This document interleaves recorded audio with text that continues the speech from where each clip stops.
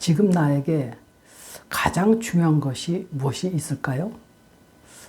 건강이 될 수도 있고, 또 돈, 명예, 권력, 또 학식, 공부, 아름다움, 또 인간관계 등등.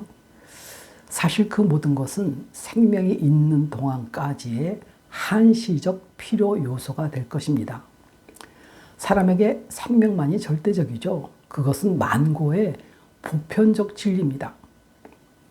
사람이 이 땅에서 육적으로는 부모로부터 태어나서 언젠가 영적으로 하나님의 자녀가 되어 하나님의 나라에 들어가서 하나님과 영원히 함께하는 것이 사람을 창조하신 하나님의 목적입니다.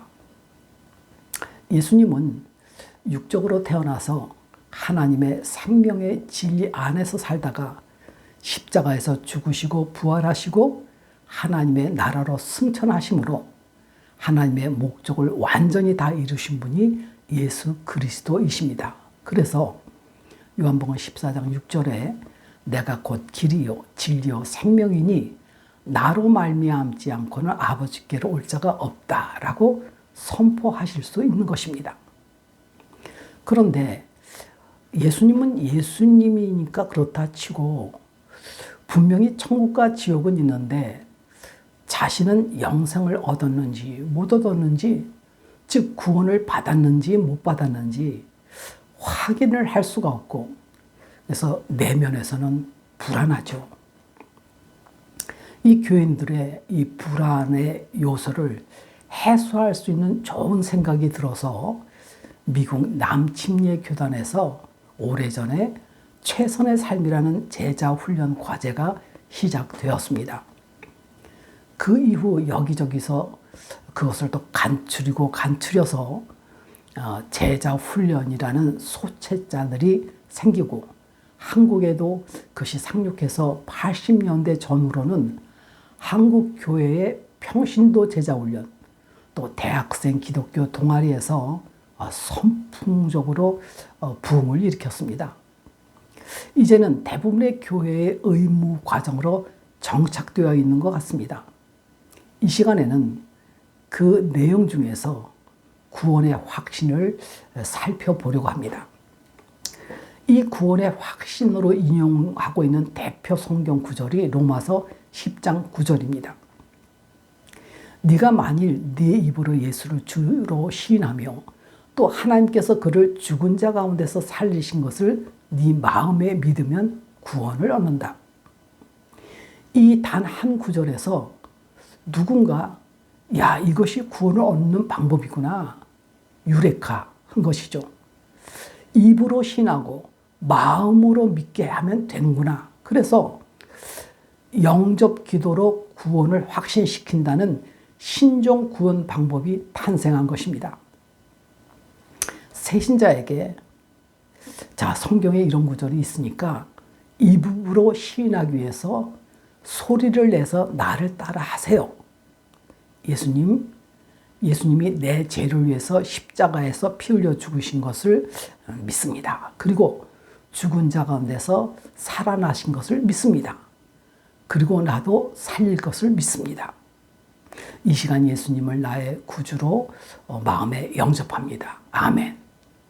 그리고 그 담당자는 새신자를 두 손 꼭 잡고 천사표 표정으로 지극히 바라보면서 이제 자매님 또는 형제님은 이 시간 하나님의 자녀가 되었습니다. 그리고 지속적으로 새신자 관리를 해서 그 사람은 자신의 영혼의 구원에 대해서는 절대 의심이 불가능한 사람이 되게 됩니다. 많은 사람이.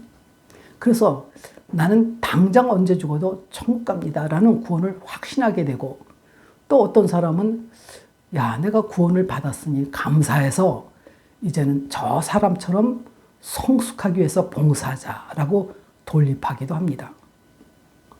성경 전체에서 구원의 절대적 조건으로 믿음을 말하고 있습니다. 그러면 이 믿음이란 단어의 성경적 의미를 먼저 알고 분별할 수 있어야 합니다. 아마 교회 유치부 겉에부터 암송시키는 구절 중에 하나겠죠. 요한복음 1장 12절 영접하는 자 곧 그 이름을 믿는 자들에게는 하나님의 자녀가 되는 권세를 주셨으니. 그런데 여기서 영접과 그 이름을 믿는 자를 연계해서 말씀하고 계십니다. 왜 예수께서는 영접을 그 이름을 믿는 것이라고 하시는지 생각해 보셨습니까? 믿음이란 일방적일 수가 있어요. 알아보니까 너 믿을 만하다. 그래서 너의 반응과 상관없이 나는 의심 없이 너를 무조건 믿는다. 그렇게 믿음이 성립될 수 있습니다. 그러나 영접은 상대적이요, 인격적이요, 합의가 이루어져야 합니다. 내가 아무리 영접하려고 해도 상대가 거부하면 영접할 수 없는 것이 영접이라는 단어입니다. 그래서 성경적 믿음은 무조건 믿습니다가 아니라 영접, 곧 그 이름을 믿는 자, 이것이 공식인 것입니다. 예수님께서 주여 주여 하는 사람들에게 나는 너를 도무지 몰라 그러신 기록이 여러 군데 있죠. 늘 참고 구절은 기록해 두고 있습니다. 여기 유튜브에서는 한 주제를 정해놓으면 구약부터 신약까지 모순이 있느냐 없느냐를 다 살펴보고 취약해서 전해드리고 있는 것입니다. 구원론을 역사적 사실을 통해서 정립해 주고 있는 것이 출애굽에서부터 가나안 입성입니다. 이스라엘 자손이 믿음 없이 홍해바다를 마른 땅으로 건너 나올 수 있었겠습니까? 그래서 애굽에서 구원받은 겁니다. 그런데 광야를 지나 가나안을 목전에 두고는 가나안에 들어가지 못하고 광야에서 멸망하는 사람들이 생겼습니다. 하나님은 그 이유를 너희가 나를 믿지 아니한 거로 언약의 땅에 인도하지 않겠다라는 말씀입니다. 믿음으로 홍해바다를 건너온 사람들에게 그 믿음으로는 가나안에 들어갈 수 없다는 말씀 아닙니까? 그런데 많은 의견 중에 애굽에서 구원은 받고 성숙하지 못해서 가나안에 못 들어왔다라고 하는데, 가나안은 의미적으로 안식의 나라, 하나님의 나라를 상징하는 것입니다. 애굽에서는 구원받았는데 성숙하지 못해서 가나안에 못 들어간다면 영원 구원을 잃어버렸다는 말이 되지 않습니까? 그러면서 또 한 번 구원, 영원 구원이라고 외치기도 합니다. 그러니까 모순에서 모순을 낳고 또 모순을 낳고 그런데도 여전합니다. 로마서 10장 9절이 구원을 확신시킨다는 구절로서 인용하려면 최소한 그 구절이 포함된 로마서 전체에서라도 바울의 구원론을 살펴봐야 합니다. 그래서 바울의 구원관이 기록되어 있는 로마서 전체를 이 시간에 좀 보려고 합니다. 대표적인 것을. 바울은 로마서 1장 17절에 하박국 2장 4절을 인용해서 복음에는 하나님의 의가 나타나서 믿음으로 믿음에 이르게 하나니 기록된 바 오직 의인은 믿음으로 말미암아 살리라. 바울은 믿음에서 구원받고 그 다음 믿음으로 성숙하란 말이 전혀 아닙니다. 성경 전체에 그런 논리로 기록되어 있는 것은 어디도 없어요. 구원의 완성을 위해서 믿음에서 진보된 믿음으로 라는 믿음의 점진적 과정의 단계를 말하고 있습니다. 이 말씀에서 오직 믿음이라는 종교 개혁의 신학의 한 축이 탄생된 것입니다. 예수님께서 먼저 믿음의 과정을 당연히 먼저 말씀하셨습니다. 제자들에게도 제자들에게만 믿음이 적은 자들아 이러셨어요. 이 믿음 안에는 예수님을 배반한 유다도 여기까지는 들어와 있었습니다. 부활하신 예수께서 제자들을 찾아가셔서 단 한 번 꾸짖으신 내용이 이렇습니다. 저희의 믿음 없는 것과 마음이 완악한 것을 꾸짖으셨다. 믿음이란 일회적으로 완성되는 것이 아닙니다. 그러면 성경적 믿음은 어떻게 해야 믿음이 생겨날까? 역시 바울은 로마서 10장 17절에 그러므로 믿음은 들음에서 나며 들음은 그리스도의 말씀으로 말미암느니라. 여기서 그리스도의 말씀일 때 이 말씀이 로고스가 아니라 레마입니다. 즉 그 말씀을 레마를 일용한 영의 양식으로 받아 먹어야 한다는 의미입니다. 그것이 주기도문 아닙니까? 그리고 바울은 아브라함의 믿음을 믿음의 실제적 기준으로 전하고 있습니다. 로마서 4장 1절에서 16절까지. 아브라함이 75세에 하나님이 부르시고 아브라함은 그 하나님의 말씀을 따라갑니다. 그리고 택각 믿음이 생긴 것이 아니라 그 후에 수년이 지나고 나서야 믿음이 시작하는 것입니다. 창세기 15장 6절이죠. 즉 먼저 하나님의 말씀이 들려지고 즉각 구원이 완성이 아니라 그 다음에 언젠가 믿음이 생겨진 것입니다. 바울도 그 공식으로 말하고 있죠. 아직 아브라함이 그 믿음으로는 생명을 잉태케 하지는 못했습니다. 그래서 그 믿음이 생긴 아브라함에게 신학의 기복이 생기죠. 거짓말도 하고요. 근데 하나님께서는 아브라함의 그 믿음에서 더욱 그 삶을 통해서 믿음의 진보의 과정으로 인도하십니다. 그리고 결국 언약의 성취인 생명을 얻는, 이삭을 얻는 믿음까지 이르게 하십니다. 거기서 더 나아가서 그 믿음에서 더 믿음으로 점진시켜서 독자 이삭을 믿음으로 하나님께 드리게 되지 않습니까? 바울은 그 아브라함의 믿음과 동일한 믿음으로 구원을 받는다고 로마서를 비롯해서 갈라디아 교회에서 또 여러 교회에 편지를 보냅니다. 믿음은 아브라함처럼 각자의 삶 속에서 하나님이 직접 구원, 생명을 소유할 때까지 인도해 가시는 것입니다.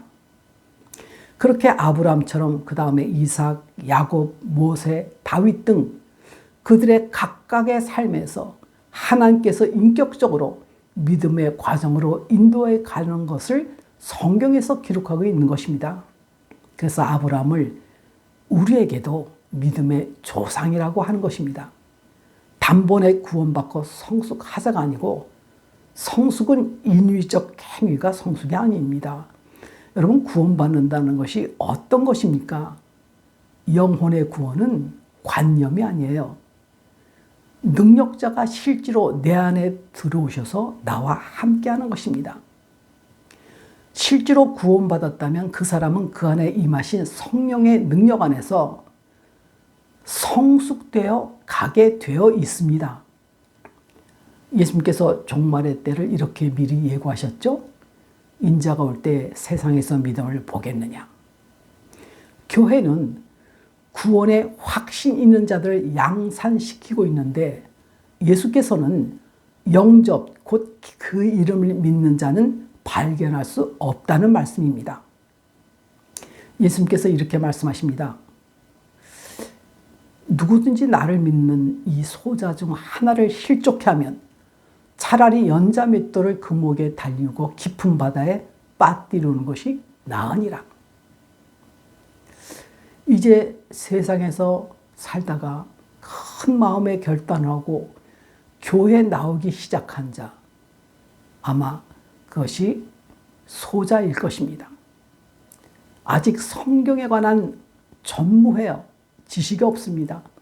이제 새로 시작하려는 소자에게 믿음의 결과요, 신앙의 최종 목표인 구원을 먼저 확신하도록 가스라이팅해서 쇠뇌하는 것, 그 소자의 믿음을 실족해 하는 것과 무엇이 다릅니까? 교회는 각 교인들에게 예수 그리스도께서 직접 그들 개개인의 인생의 길이 되시고 때를 따라서 진리를 깨닫게 하시고 예수 그리스도께서 그와 함께 생명이 되셔서 나로 말미암지 않고는 아버지께로 갈 수 없다는 그분만을 향하게 하는 것이 교회의 소명인 것입니다.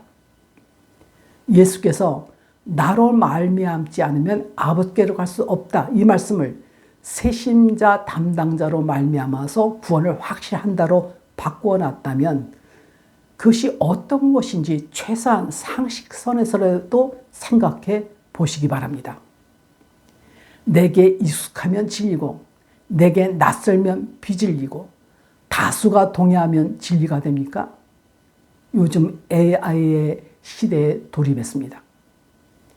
AI가 생명 없는 다수의 성경적 지식을 통계로서 전달하면 진리가 되겠습니까? 먼저 자기 영혼을 귀히 여긴다면 직접 성경을 펴서 구원에 관한 한 전부 살펴보십시오. 사람의 이성적 사고로 알아갈 수 있도록 기록한 것이 성경인 것입니다. 예수께서 마태복음 10장 38절에 또 자기 십자가를 지고 나를 쫓지 아니하는 자도 내게 합당치 아니하다.